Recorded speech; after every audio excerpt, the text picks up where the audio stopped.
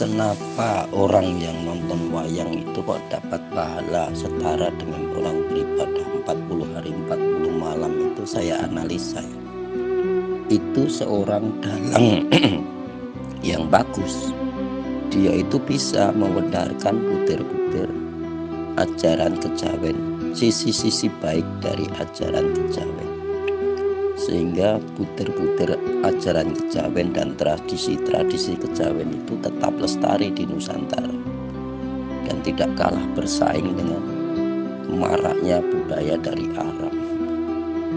Di wayang kulit itu kan perempuan-perempuannya nggak pakai jilbab, ya kan, perempuan-perempuan di pewayangan itu nggak pakai jilbab, pakainya jarit, terus laki-lakinya pakainya jarit juga. Jadi pakaian-pakaian Jawa juga tidak kalah gitu. Jadi banyak sekali di dalam pewayangan itu budaya-budaya Jawa, tradisi-tradisi Jawa, baik blangkon dan sebagainya, kerawitan, kelenengan, terus syair-syair kejawen yang dilantunkan oleh para sinden itu terpelihara di situ gitu. Supaya penduduk tahu, dihafalkan, diulang-ulangake nganti gamblang, arti lan maknane diulang-ulang supaya jelas arti dan maknanya. Jadi ajaran kejawen itu diulang-ulang supaya jelas arti dan maknanya. Ya sama kan dengan ajaran Islam, ajarannya Nabi Muhammad itu.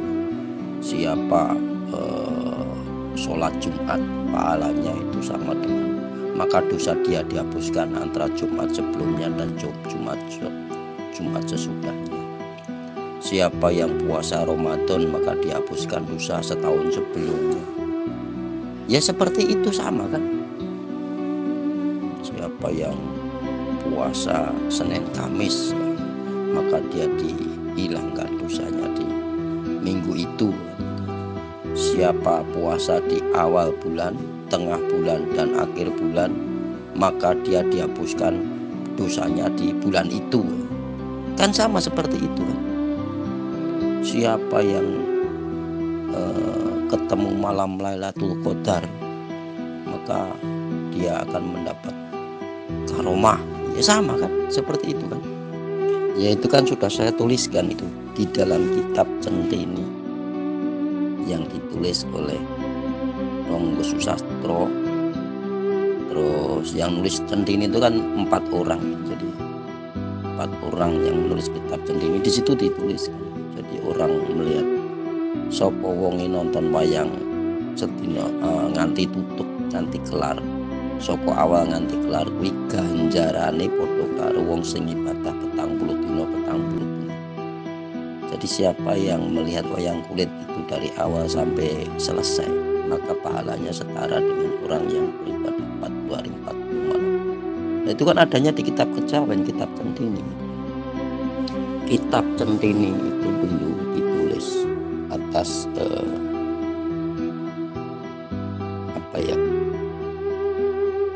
di Solo itu kan ada namanya Kasultanan sama Mangkunegaran.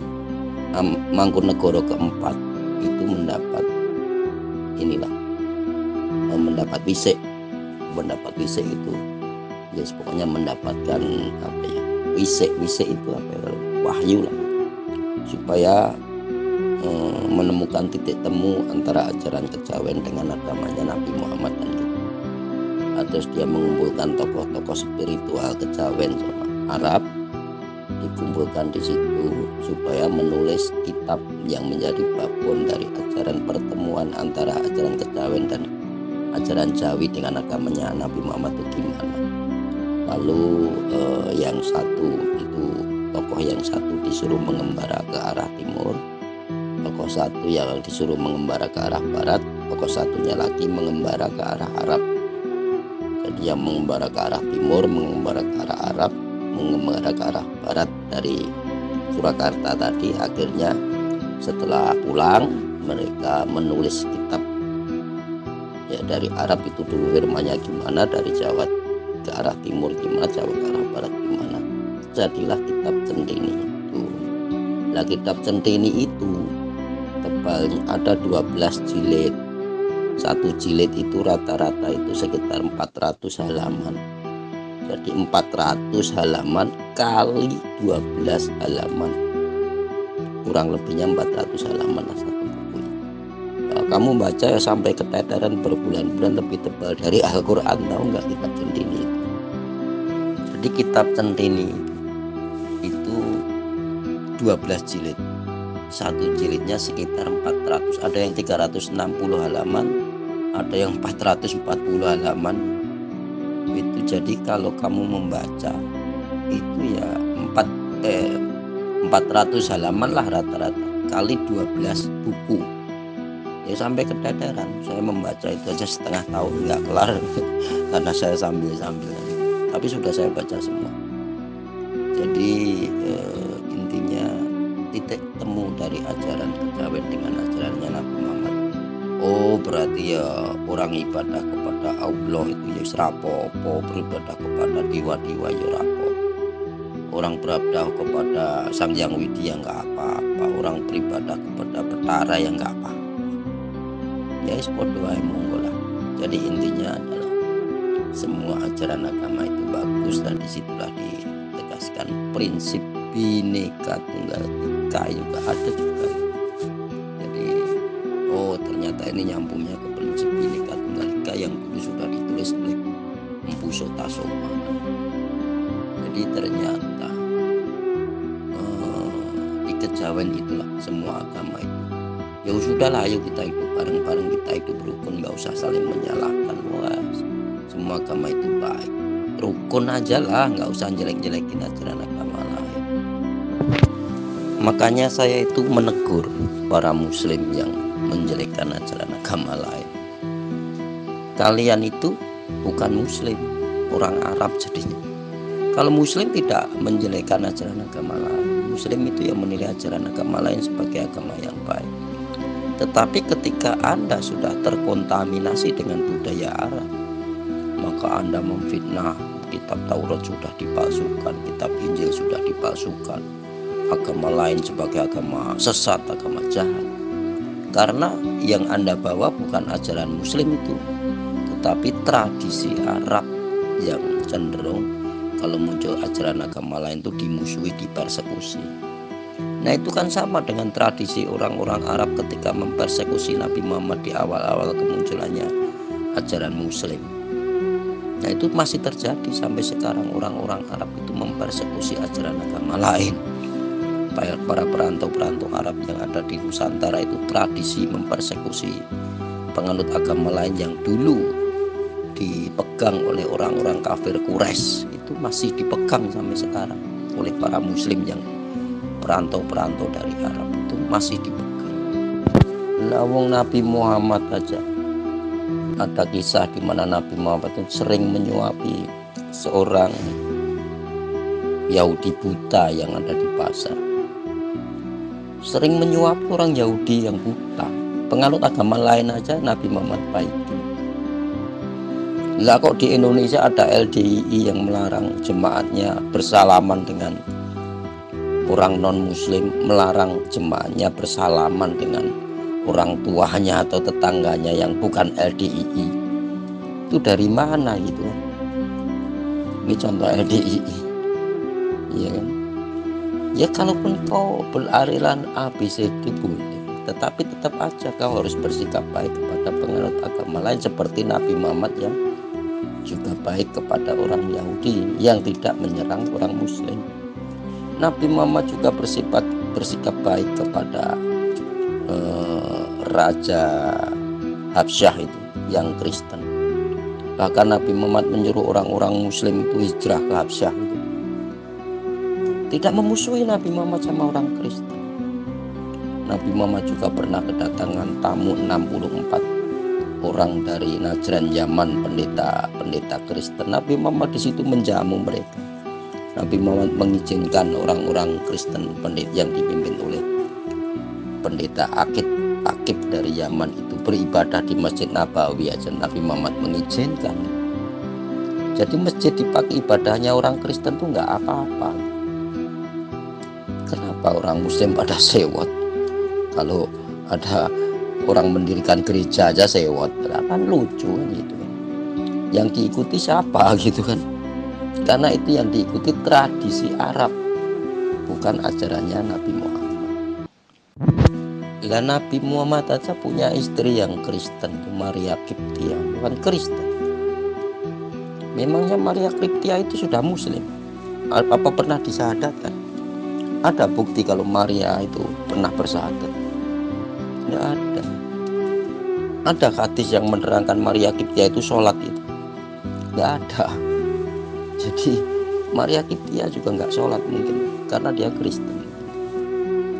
Terus ada juga istri Nabi Muhammad yang penganut agama Yahudi, Juwariyah itu kan, Yahudi. 2 orang kan yang Yahudi. Ya nggak apa-apa. Jadi menikah antara Muslim dengan non Muslim itu nggak apa-apa gitu. Kenapa gitu? Nabi Muhammad aja istrinya ada yang Kristen, ada yang Yahudi. Nah kalian yang jadi tokoh Indonesia itu melarang adanya pernikahan beda agama, kan lucu kalian itu. Yang menyerang itu siapa? Oh nggak ada orang-orang non muslim yang berkhutbah untuk menyerang orang muslim, nggak ada. Yang ada adalah ustadz-ustadznya para muslim itu pengen mendirikan negara khilafah. Lah khilafah itu kan bukan produk Nabi Muhammad.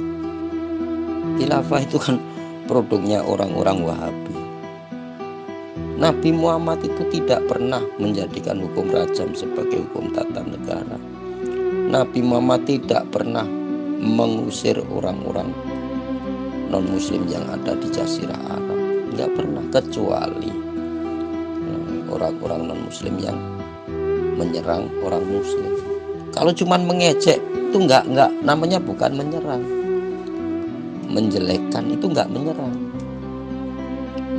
Jadi menilai sisi buruk itu namanya nggak menyerang, itu namanya menerangkan apa adanya gitu. Ya memang begitu gitu. Ya memang adanya begitu, kenapa gitu. Jadi itu bukan menyerang, yaitu mengatakan apa adanya begitu. Ya memang seperti itu. Kenapa kok dinilai menyerang gitu kan? Ya adanya seperti itu. Katakan orang Muslim itu menuduh orang Kristen, mana ada bapak dan putra adalah satu. Itu bukan menyerang. Ya memang seperti itu gitu. Ya memang Bapa, Putra dan Roh Kudus adalah satu di Kristen. Kenapa kan gitu kan? Itu bukan menyerang, itu cuma minta penjelasan namanya. Ya Anda terangkan kalau memang begitu. Ya memang begitu sih kisahnya, mau gimana lagi ya? Ya kan begitu. Nabi Muhammad itu tidak pernah menjadi raja Arab. Jadi Nabi Muhammad itu tidak pernah menjadikan ajaran Islam sebagai ajaran kitab suci Al-Quran sebagai hukum tata negara, itu nggak pernah. Nabi Muhammad nggak pernah jadi raja. Nabi Muhammad nggak pernah jadi gubernur, nggak pernah jadi raja, nggak pernah jadi bupati. Jadi nggak pernah pengen menjadikan agama Muslim sebagai agama negara, nggak pernah. Mau dia cuma seorang tokoh spiritual, bukan sebagai pemimpin negara. Anda harus paham seperti itu. Pada saat Muhammad hidup, itu yang menjadi wali kota Mekah itu adalah Abu Sufyan. Kepala suku atau wali kota Mekah itu Abu Sufyan. Dia tunduk kepada Raja Romawi. Makanya dia sering ke Damaskus menghadap Raja Romawi di sana. Dia pernah juga Abu Sufyan menghadap Raja Herakles atau Heraklius. Itu menunjukkan bahwa Abu Sufyan itu tunduk kepada Raja Romawi. Jadi di masa hidupnya Nabi Muhammad sebetulnya Arab itu berada di bawah kekuasaan Romawi. Terus yang menjadi penguasa Madinah atau wali kota Madinah di masa hidupnya Nabi Muhammad itu adalah Abdullah bin Ubay. Tetapi setelah Abdullah bin Ubay meninggal, itu anaknya Abdullah bin Ubay, yaitu Abdullah itu tidak mau menjadi wali kota. Dia malah menjadi Muslim. Makanya ketika terjadi pemberontakan orang-orang Yahudi Bani Quraidah pada orang-orang Muslim di Madinah menyerang orang Muslim, itu Nabi Muhammad mengangkat sampai Sa'ad bin Mu'ad kalau nggak salah, itu sebagai pengadil bagi orang Yahudi. Jadi saat Nabi Muhammad baiat menjadi wali kota Madinah yang mengadili orang-orang Yahudi yang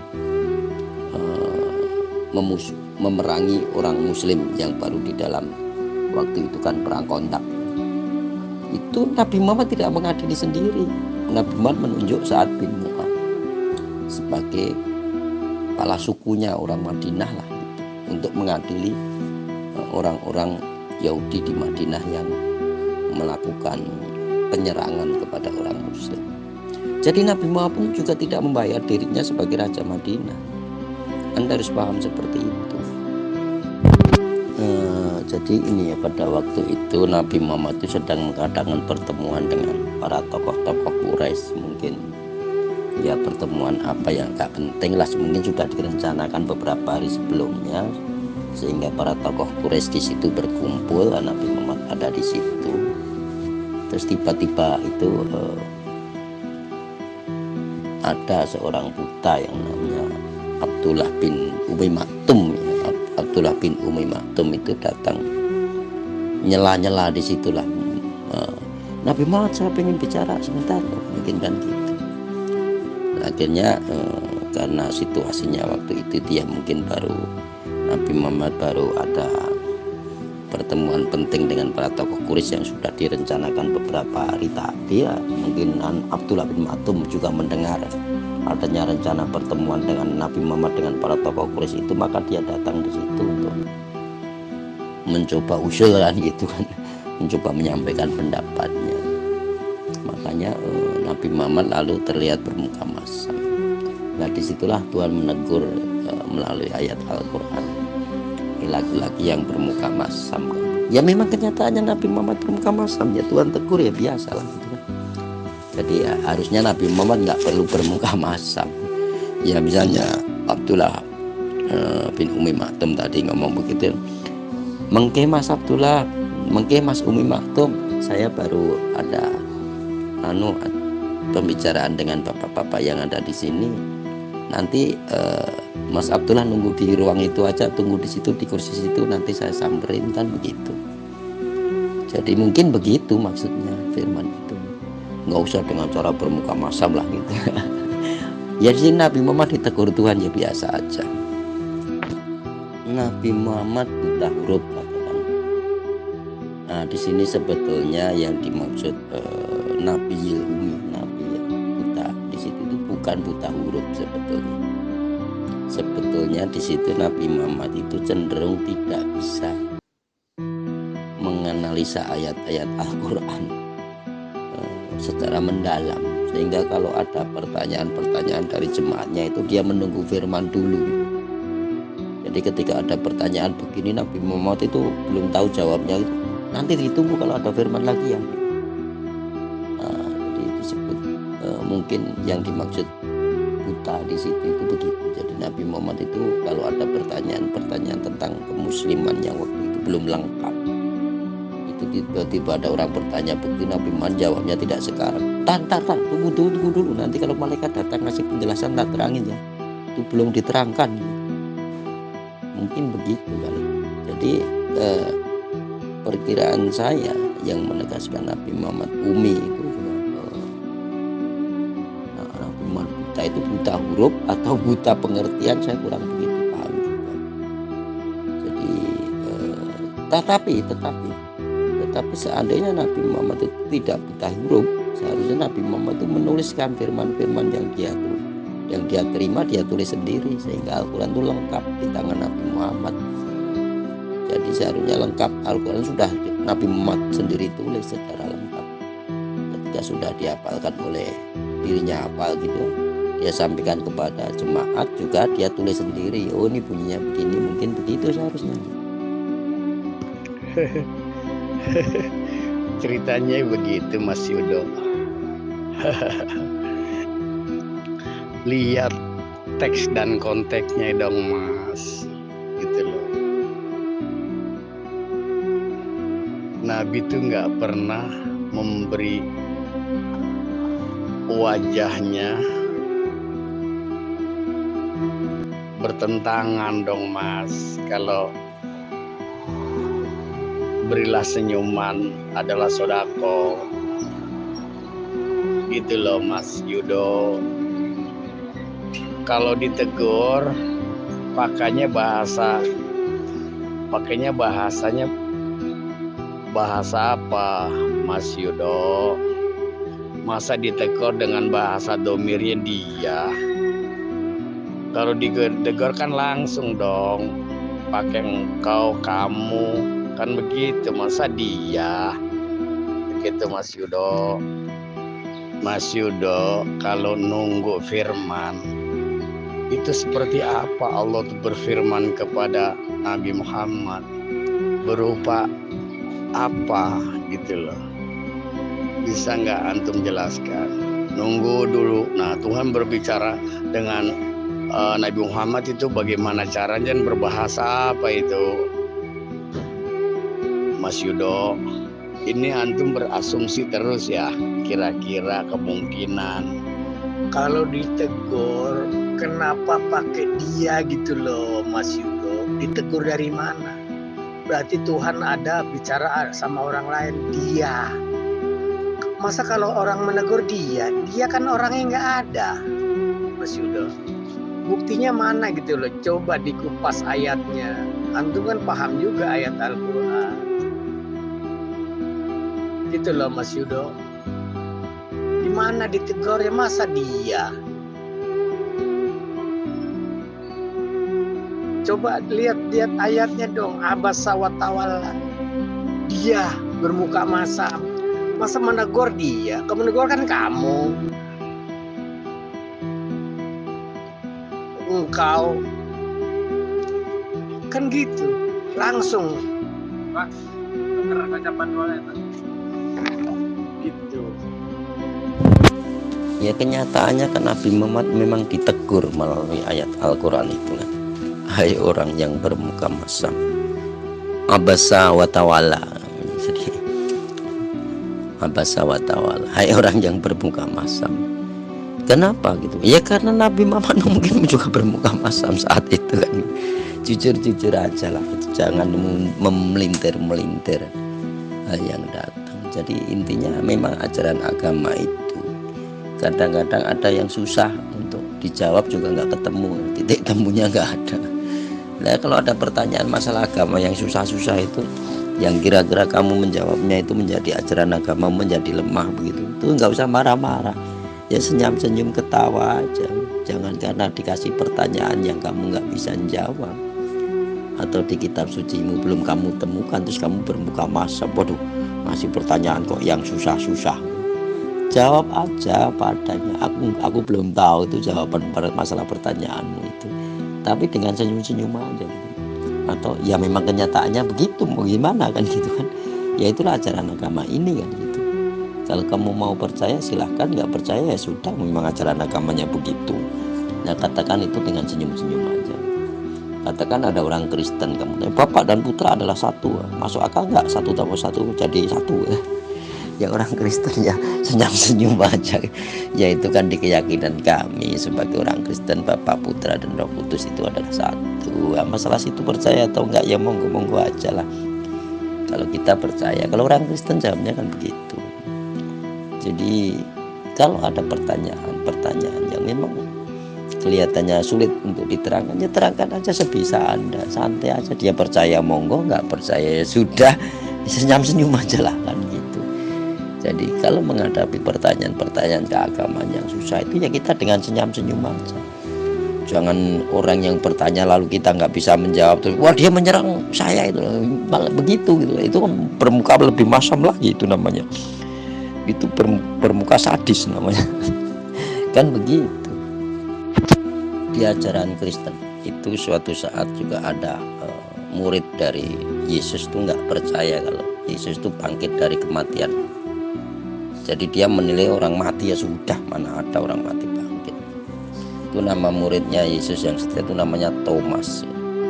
Aku sih nggak percaya kalau orang meninggal tuh bangkit lagi gitu kan. Orang meninggal ya sudah nggak bangkit. Nah, terus Yohanes kan menerangkan, dia bangkit nanti akan ketemu kita di sana, ayo kita ke sana. Nah, terus Terus akhirnya Thomas ikut ke situ, cobalah membuktikan benar enggak sih Yesus itu bangkit. Terus waktu itu Yesus memperlihatkan kepada Thomas, coba masukkan tanganmu ke lubang tanganku ini. Jadi di jari-jari yang dulu dipaku oleh pasukan Romawi itu kan masih ada lubangnya. Terus jari-jarinya Thomas dimasukkan di situ. Terus ya Thomas, terus kalau di firman itu dikatakan Thomas, oh ya itu percaya atau enggak juga enggak jelas gitu kan. Jadi di situ juga kalau ada orang nggak percaya kalau Yesus bangkit, Yesus juga nggak marah gitu. Jadi ketika Yesus itu mengetahui ada murid setianya yang tidak percaya kalau dia bangkit saja dari kematian, itu Yesus juga nggak marah, santai-santai aja. Cuman Yesus menunjukkan bukti aja. Sini kamu kesini, coba masukkan jarimu ke lubang tanganku, telapak tanganku ini. Tapi Yesus nggak perlu marah, santai-santai aja. Ya namanya juga ajaran agama kan. Boleh orang percaya, boleh orang tidak percaya. Bahkan muridnya Yesus yang termasuk salah satu dari 12 muridnya itu aja tidak percaya juga Yesus nggak marah. Cuman senyum aja, udah sini. Ini masukkan tanganmu ke jariku, masukkan jarimu ke lubang telapak tanganku ini. Terus Yesus juga membuka ininya, kalau nggak salah itu juga membuka bajunya, perutnya itu yang bekas tombak itu juga ditunjukkan. Jadi biasa-biasa aja kalau ada orang tidak percaya pada sebuah ajaran agama, itu wajar-wajar aja gitu. Jika Anda membaca kitab Barnabas, Injil Barnabas dari awal sampai selesai, terus Anda mencermati siapa penulis Injil Barnabas di situ. Di sana itu ditegaskan bahwa penulis Injil Barnabas itu adalah salah satu dari 12 murid yang dikasihi Yesus, dan dia adalah yang tidak percaya akan kebangkitan Yesus. Ya Thomas itu, jadi Thomas itu setelah Yesus meninggal, itu kan pasukan-pasukan Roma atas tekanan para tokoh-tokoh Israel Yahudi itu disuruh membantai para murid-murid Yesus. Makanya Yakobus kan dibunuh oleh orang pasukan Roma yang memburu para murid-murid Yesus. Makanya Yohanes itu berganti nama menjadi Lukas. Lah mungkin juga Thomas itu berganti nama menjadi Barnabas. Makanya di masa hidupnya Paulus itu ada nama yang namanya Barnabas di situ. Jadi Barnabas itu mungkin Thomas itu mengganti nama menjadi Barnabas agar tidak ditangkap oleh pasukan Romawi yang mengejar-ngejar murid-murid Yesus. Akhirnya dia menggunakan nama Barnabas gitu. Jadi sebetulnya mungkin Barnabas itu nama lain dari nama baru Thomas. Setelah Yesus meninggalkan, murid Yesus itu pada dikejar-kejar pasukan Romawi. Lah Yohanes berganti nama menjadi Lukas. Terus mungkin Thomas berganti nama menjadi Barnabas. Jadi yang menulis Injil Lukas itu ada juga sinyalir bahwa Lukas itu ya Yohanes itu. Cuman nama baru dari Yohanes itulah Lukas. Kan ada itu di kitab Perjanjian Baru itu. Lalu ketika ketika Yohanes tahu bahwa kakaknya Yakobus dibunuh, maka dia berganti nama menjadi Lukas. Jadi sebetulnya seorang tokoh agama dari agama apapun itu, kalau agamanya tidak dipercaya oleh orang lain, itu biasa aja, nggak usah ribut-ribut, santai aja. Nah masalahnya adalah para pengembang agama Abrahamite ini pada sewot kalau agamanya tidak diikuti orang. Mas Yudo baca ayatnya dong. Gitu loh. Mas Yudo baca ayatnya apa enggak?